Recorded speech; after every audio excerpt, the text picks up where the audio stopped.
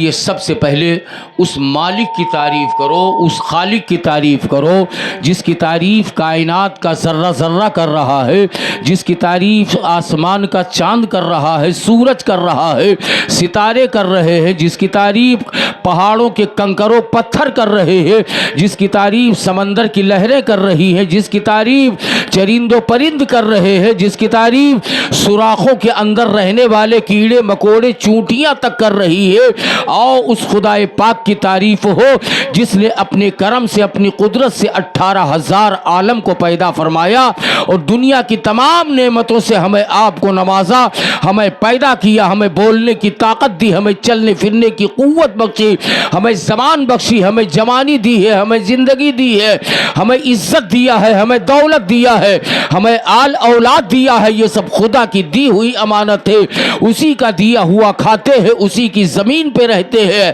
تو سب سے پہلے ہم پر، آپ پر اور سبھی پر یہ فرض اور لازم ہے کہ سب سے پہلے ہم اگر کسی کی تعریف کریں تو اپنے خدا کی تعریف کریں جو سب کا مالک ہے، سب سے بڑا ہے، جو سارے حاکموں کا حاکم ہے، سارے مالکوں کا مالک، سارے بادشاہوں کا بادشاہ۔ اب اس خدا کے نام پر پورا مجمع دونوں ہاتھ اٹھا کے بولے سبحان اللہ، اور آواز بڑھائیے اللہ کے نام پر الحمدللہ، اور زور سے بولو اللہ اکبر، اللہ اکبر، اللہ اکبر۔ یہ اپنے خدا کی تعریف بولو۔ جس کا کھانا چاہیے اس کا گانا چاہیے، بولو گانا چاہیے کہ نہیں؟ کہ کھانے کے بعد نمک حرامی کرنا چاہیے؟ کھانے کے بعد نمک حرامی نہیں، خدا ہی کھلاتا ہے، وہی پلاتا ہے، وہی زندگی دیتا ہے، وہی ساری نعمتوں سے ہمیں آپ کو نوازتا ہے۔ تو ہر موڑ پر اپنے مولا کو یاد رکھو، اپنے خدا کو یاد رکھو، خدا کو کبھی نہ بھولو۔ اللہ فرماتا ہے میرے بندو فاذکرونی اذکرکم، تم مجھے یاد کرو میں تمہیں یاد کروں گا۔ واشکروا لی، تم میرا شکر ادا کرو، ولا تکفرون، کفر نہ کرو، اتراؤ نہیں، ناز نہ کرو، گھمنڈ نہ کرو۔ اور اللہ تو یہاں تک کہ فرما رہا ہے اے میرے بندوں میں تم سے اتنی محبت کر رہا ہو کہ میں نے تمہارے ہی لیے سب کچھ بنایا ہے۔ یہ زمین تمہارے لیے، آسمان تمہارے لیے، چاند و سورج تمہارے لیے، ہوا فضا تمہارے لیے، چرند و پرند تمہارے لیے، آسمان تمہارے لیے، سب میں نے تمہارے لیے پیدا کیا ہے۔ اور اگر تم مجھے ایک مرتبہ یاد کرتے ہو، اللہ اپنی عزت و جلالت کی قسم کھا کے کہہ رہا ہے میرے بندو اگر تم مجھے ایک مرتبہ یاد کرتے ہو تو میری رحمت تمہیں 70 مرتبہ یاد کرتی ہے۔ بول بندے کیا تو چاہتا ہے، کیا تیری رضا ہے، کیا تیری مرضی ہے؟ اگر ہم ایک مرتبہ خدا کو یاد کر لے، سبحان اللہ کہہ کے، اللہ کہہ کے، الحمدللہ کہہ کے، تو خدا کی رحمت ہمیں 70 مرتبہ یاد کرتی ہے۔ تو سب سے پہلے اپنے مالک کی تعریف کیا کرو، اپنے خالق کی تعریف کیا کرو، پھر اس کے بعد جس کے صدقے میں اللہ نے سارے جہان کو بنایا ہے، جو سارے نبیوں کا سردار ہے، ساری کائنات کا مالک و مختار ہے، جس کی امت میں اللہ نے ہمیں آپ کو پیدا فرمایا ہے، جو ہمارے آقا ہے، ہمارے مولا ہے، جو سید المرسلین رحمت للعالمین شفیع المذنبین ہے، جو دنیا سے لے کر کے قبر، قبر سے لے کر کے میدان محشر تک کام آنے والے ہیں۔ اس ذات کا نام ہے محمد الرسول اللہ صلی اللہ علیہ وسلم۔ پہلے اپنے خدا کی تعریف کرو، پھر اس کے بھیجے ہوئے آخری پیغمبر جس کی امت میں ہو ان کا کلمہ پڑھتے ہو، پھر اپنے آقا کی کثرت سے زیادہ تعریف کرو۔ اسی لیے اعلیٰ حضرت فرما رہے ہیں کہ دیکھنی ہے حشر میں عزت رسول اللہ کی، عرش حق مسند رفعت رسول اللہ کی، جس نبی کی تعریف سارا زمانہ کر رہا ہے۔ آؤ اللہ تعالیٰ فرماتا میرے بندو یہ سارے جہان کو میں نے تمہارے لیے بنایا ہے۔ پھر اللہ نے سب سے بڑا کرم یہ فرمایا کہ ہم جیسے گنہگاروں کو اپنے محبوب کی امت میں پیدا فرما دیا، ورنہ ہم کہاں، میرے سرکار کہاں، ہم اس لائق نہیں جو نہ اس زبان سے نبی کا نام لے سکے اور نبی کی تعریف کر سکے۔ اللہ کا بے پناہ کرم ہے، فضل ہے، احسان ہے مسلمانوں، جو اس نے آخری محبوب کی امت میں پیدا فرمایا۔ دنیا کے اندر اتنی ساری نعمتیں اللہ نے ہمارے آپ کے لیے اتاری ہے کہ اللہ خود فرما رہا ہے وَإِن تَعُدُّوا نِعْمَتَ اللَّهِ لَا تُحْصُوهَا، اے میرے بندو اگر تم میری نعمتوں کو شمار کرنا چاہو، گنتی میں ٹوٹل کرنا چاہو تو تمہاری زندگی ختم ہو جائے گی، مگر تم میری نعمتوں کو شمار نہیں کر سکتے ہو۔ مگر دنیا کی ساری نعمتوں میں سے دو نعمت ایسی ہے مسلمانوں جو سب سے افضل و اعلیٰ ہے۔ وہ دو نعمتوں میں سب سے عظیم نعمت وہ میرے سرکار کی ذات بابرکات ذات گرامی ہے، جن کا نام محمد رسول اللہ صلی اللہ علیہ وسلم ہے۔ حضور سے بڑھ کر کے کوئی نعمت نہیں ہے، تو ایک حضور کی ذات ہے اور ایک اللہ نے جو حضور پر کلام اتارا ہے، جو کتاب اتاری ہے، جس کتاب کا نام قرآن کریم ہے، جس کتاب کا نام قرآن مجید ہے، جس کتاب کا نام قرآن حکیم ہے، جس کتاب کا نام قرآن عظیم ہے۔ بہت نام ہے قرآن کریم کے، تو نہ لانے والے کتاب کا کوئی جواب ہے اور نہ آنے والے پیغمبر آخر الزماں کا کوئی جواب ہے۔ جو کتاب لایا ہے وہ پیغمبر بھی لاجواب ہے، اور جو کتاب لایا ہے وہ کتاب بھی ساری آسمانی کتابوں میں لاجواب کتاب ہے، جس کا نام ہے قرآن پاک۔ ہمارے مذہب اسلام کی سب سے آخری کتاب ہے، سب سے افضل و اعلیٰ کتاب ہے،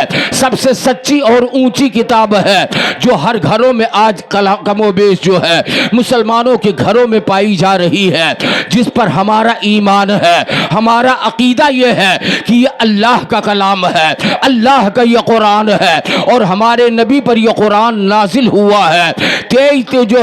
23 برس میں پورا قرآن جو ہے مکے اور مدینے میں نازل ہوا ہے۔ کچھ صورتیں مکی ہیں، کچھ صورتیں مدنی ہیں۔ جب تک کہ میرے آقا مکے میں رہے اور جو صورتیں اترتی رہی انہیں مکی کہا جا رہا ہے۔ حضور جب مدینہ شریف چلے گئے ہیں اور جو وہاں پہ صورتیں نازل ہوئی ہیں ان صورتوں کو مدنی کہا جاتا ہے۔ مکمل 23 سال میں قرآن نازل ہوا ہے۔ آئیے تھوڑی دیر میں آپ کو قرآن کی عظمت بیان کرنے جا رہا ہوں، آپ اسے سماعت کریں اور سمجھو قرآن ہے کیا۔ بس ہم یہ دیکھ رہے ہیں ایک کاغذ پہ لکھی ہوئی کتاب ہے اور اس کے اندر کیا لکھا ہوا ہے ہم پڑھتے جا رہے ہیں مگر سمجھ نہیں پا رہے ہیں۔ آؤ ذرا قرآن کی گہرائی میں تھوڑی دیر کے لیے میں لے کر کے چل رہا ہوں۔ قاری آفتاب رضا صاحب آپ غور سے سماعت کریں، قرآن کی عظمت پر چند جملے آپ کے سامنے پیش کر رہا ہوں۔ اللہ نے قرآن کے 14ویں پارے میں فرما رہا ہے اور اسی آیت کریمہ کو میں نے اپنا عنوان سخن بنایا ہے۔ اللہ فرما رہا ہے نزلنا علیک الکتاب تبیانا لکل شیء، اے محبوب جو کتاب میں نے آپ کو دیا ہے، جو قرآن میں نے آپ کو دیا ہے، کوئی ایسی چیز نہیں جو میں نے قرآن کے اندر بیان نہ کیا ہو۔ بول دو سبحان اللہ۔ نعرے تکبیر، نعرے رسالت، مسلک اعلی حضرت، فیضان اعلی حضرت، نعرے تکبیر، نعرے رسالت۔ اللہ محبوب سے فرما رہا ہے اور محبوب سے پہلے اور نبی آئے، حضرت موسیٰ آئے، حضرت عیسیٰ آئے، حضرت داؤد آئے، حضرت سلیمان آئے، حضرت زکریا آئے، حضرت یوسف آئے، ابراہیم خلیل اللہ آئے، اسماعیل ذبیح اللہ آئے، آدم صفی اللہ آئے، حضرت شیش آئے۔ اللہ تعالیٰ ہر نبیوں کو کتابیں دیتا رہا، کسی کو چھوٹی کتاب دیا ہے، کسی کو اور موٹی کتاب دیا ہے۔ اللہ تعالیٰ ان نبیوں کو کتابیں کیوں دیتا تھا؟ تاکہ ان کا کلمہ پڑھنے والی ان کی امت اسی کتاب کے اندر ان کی امت کی زندگی کے سارے قانون اللہ تعالیٰ بیان کر دیتا تھا۔ اے ابراہیم خلیل اللہ جو میں نے تمہیں کتاب بخشی ہے، تمہارا کلمہ پڑھنے والے جو تمہارے امتی ہوں گے ان کا کھانا ایسا ہوگا، ان کا پینا ایسا ہوگا، ان کا سونا ایسا ہوگا، ان کی عبادت ایسی ہوگی، ان کا سجدہ ایسا ہوگا، ان کا چلنا ایسا ہوگا، ان کی شادی ایسی ہوگی، ان کے بچے ایسے رہیں گے۔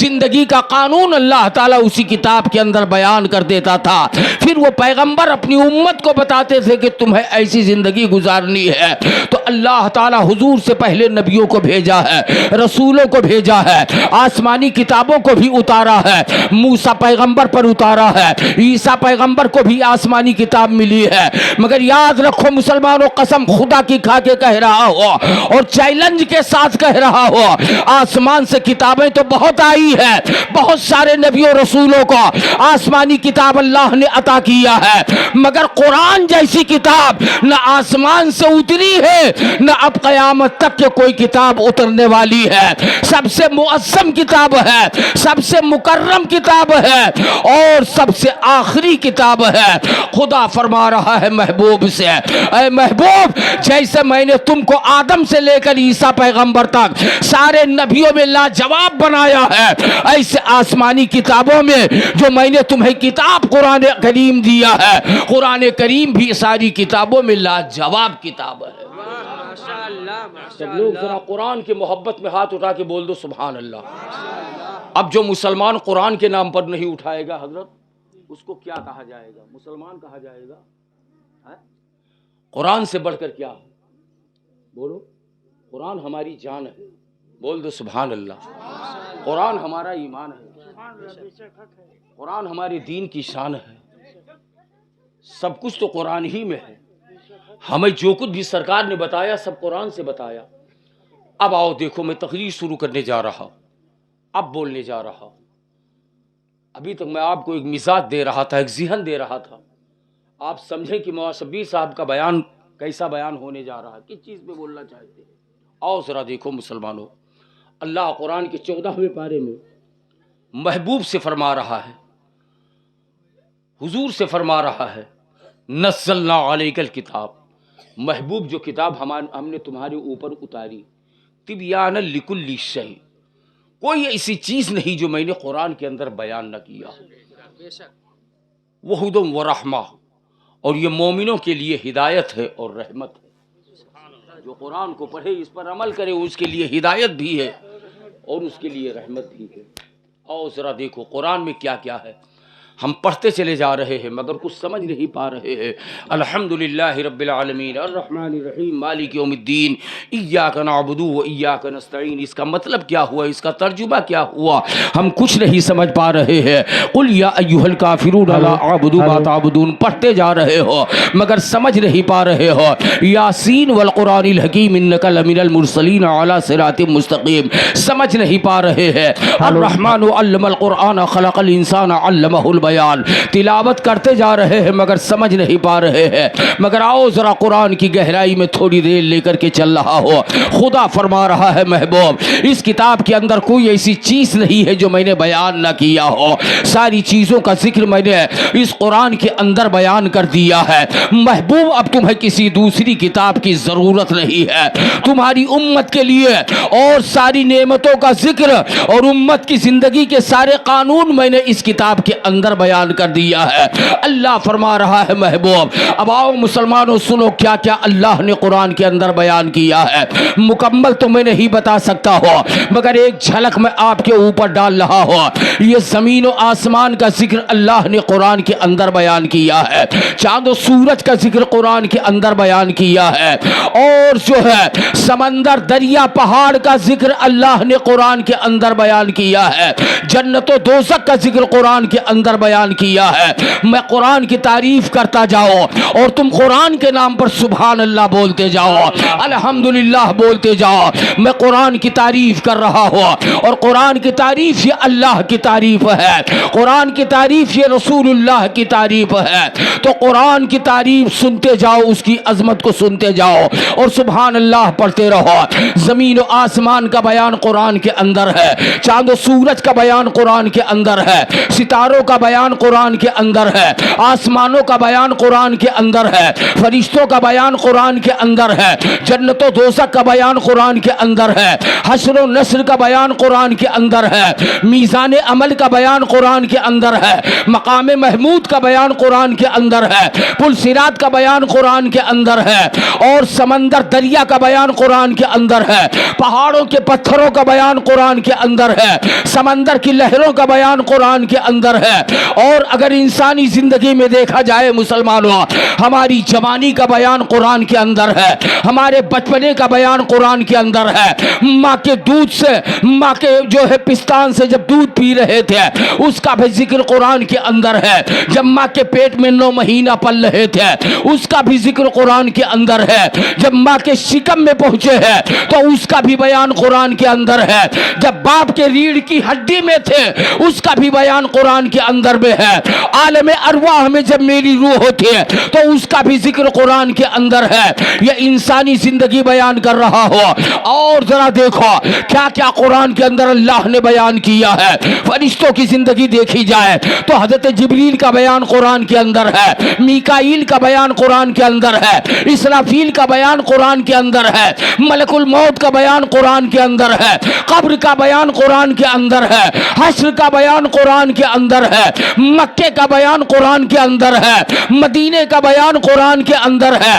کعبے کا بیان قرآن کے اندر ہے، حج کا بیان قرآن کے اندر ہے، عمرہ کا بیان قرآن کے اندر ہے، جنگ بدر کا بیان قرآن کے اندر ہے، جنگ احد کا بیان قرآن کے اندر ہے، اور جو ہے اور آگے بڑھو مسلمانوں، مدینۃ المنورہ کا بیان قرآن کے اندر ہے، کھجوروں کا بیان قرآن کے اندر ہے، مکی زندگی قرآن کے اندر ہے، مدنی زندگی قرآن کے اندر ہے، نکاح کا بیان قرآن کے اندر ہے، طلاق کا بیان قرآن کے اندر ہے، عدت کا بیان قرآن کے اندر ہے، مرد کا بیان قرآن کے اندر ہے، عورتوں کا بیان قرآن کے اندر ہے، بچوں کا بیان قرآن کے اندر ہے، بچیوں کا بیان قرآن کے اندر ہے، عدت کا بیان قرآن کے اندر ہے، حشر و نشر کا بیان قرآن کے اندر ہے، موت کا بیان قرآن کے اندر ہے، بڑھاپے کا بیان قرآن کے اندر ہے، جوانی کا بیان قرآن کے اندر ہے۔ کوئی ایسی چیز نہیں ہے، رب فرما رہا ہے اے محبوب سب کچھ میں نے قرآن کے اندر بیان کر دیا۔ کتاب تو سب کے بعد میں آئی ہے، ساری کتابوں کے بعد میں اتری ہے، اس سے پہلے آدم پر اتری ہے، موسیٰ پر اتری ہے، عیسیٰ پر اتری ہے، مگر اللہ فرما رہا ہے اسی کتاب کے اندر جو ہے میں نے تمام نبیوں کا بھی ذکر کر دیا ہے۔ حضرت آدم کا بیان قرآن کے اندر ہے، حضرت نوح کا بیان قرآن کے اندر ہے، داؤد کا بیان قرآن کے اندر ہے، زکریا کا بیان قرآن کے اندر ہے، یحییٰ کا بیان قرآن کے اندر ہے، موسیٰ کا بیان قرآن کے اندر ہے، عیسیٰ کا بیان قرآن کے اندر ہے، یوسف کا بیان قرآن کے اندر ہے، یعقوب کا بیان قرآن کے اندر ہے، ابراہیم خلیل اللہ کا بیان قرآن کے اندر ہے، اسماعیل ذبیح اللہ کا بیان قرآن کے اندر ہے، موسیٰ کلیم اللہ کا بیان قرآن کے اندر ہے، عیسیٰ روح اللہ کا بیان قرآن کے اندر ہے، اور محمد رسول اللہ کا بیان قرآن کے اندر ہے۔ سبحان اللہ سبحان اللہ کا نعرے تکبیر، نعرے تکبیر، نعرے رسالت، نعرے رسالت، مسلک اعلی حضرت، مسلک اعلی حضرت، نعرے تکبیر، سبحان اللہ سبحان اللہ، بے شک حق ہے۔ محبوب جو کتاب میں نے آپ کو دی ہے کوئی ایسی چیز نہیں جو میں نے اس کے اندر بیان نہ کیا ہو، ساری چیزوں کا بیان اللہ نے قرآن کے اندر کر دیا۔ سبحان اللہ حق ہے۔ ہمیں کسی دوسرے دھرم کی کتاب کی ضرورت ہی نہیں ہے، اگر ہم قرآن کو سمجھ لیں، قرآن کو محبت سے پڑھیں، اس کی تلاوت کریں تو سب کچھ ہمیں قرآن کے اندر مل رہا ہے۔ مسلمانوں ایسا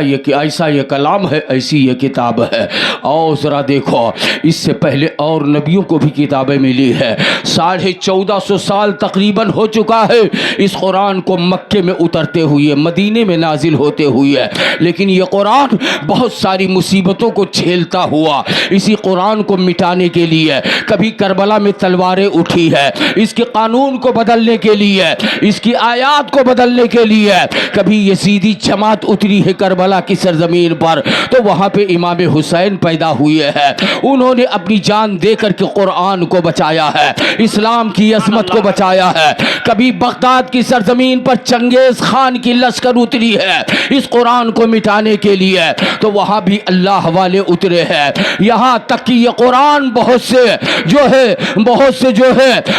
مصیبت کی راہوں کو جھیلتا ہوا، قرآن 1450 سال ہوا اس دنیا میں آئے ہوئی ہے، مگر آج بھی دنیا میں موجود ہے اور قیامت تک کہ یہ موجود رہے گا مسلمانوں۔ مٹانے کے لیے ایک سے ایک باطل طاقت ہے، ایک سے ایک نمرودی فرعونی طاقتیں دنیا میں پیدا ہوئی ہے، یزیدی جماعت دنیا میں اتری ہے، مگر آج تک کہ قرآن کو نہ کوئی مٹا سکا ہے، اور مٹانا تو بڑی بات ہے، آج تک کہ کسی کی ماں کے لال نے قرآن کے ایک نقطے کو گھٹا نہیں سکا ہے، بڑھا نہیں سکا ہے، ایک زیر و زبر الٹا اور سیدھا نہیں کر سکا ہے کہ ادھر سے میں ادھر کر دو۔ جس شان سے اور جس انداز میں یہ قرآن میرے محبوب پر نازل ہوا ہے، اسی شان سے آج بھی یہ جی رہا ہے، اور جب تک کہ اہل ایمان دنیا میں رہیں گے یہ قرآن اسی شان سے دنیا میں رہے گا۔ کیوں؟ اس کی حفاظت کرنے والا کون ہے؟ خدا خود فرما رہا ہے یہ میرا کلام ہے، یہ میرا قرآن ہے، یہ میری کتاب ہے، یہ میرا فرمان ہے اور میرا قرآن ہے، اور میں نے اس کتاب کو اپنے محبوب پر نازل کیا ہے، اور اس کتاب کی حفاظت کرنے والا انا نحن نزلنا الذکر و انا لہ لحافظون، اللہ رہا ہے قرآن میرا کلام ہے اور میں اس کی حفاظت کرنے والا ہوں، اور جس کی حفاظت خدا کرے، فانوس بن کے جس کی حفاظت ہوا کرے وہ شمع کیا بجھے، جسے روشن خدا کرے، جس کی حفاظت خدا کرے، دنیا کی کوئی طاقت نہ اسے مٹا پائی ہے اور نہ قیامت تک کے مٹا سکتی ہے قول محمد قول خدا، فرمان نہ بدلا جائے گا، بدلے گا زمانہ لاکھ مگر قرآن نہ بدلا جائے گا، بدلے گا زمانہ لاکھ مگر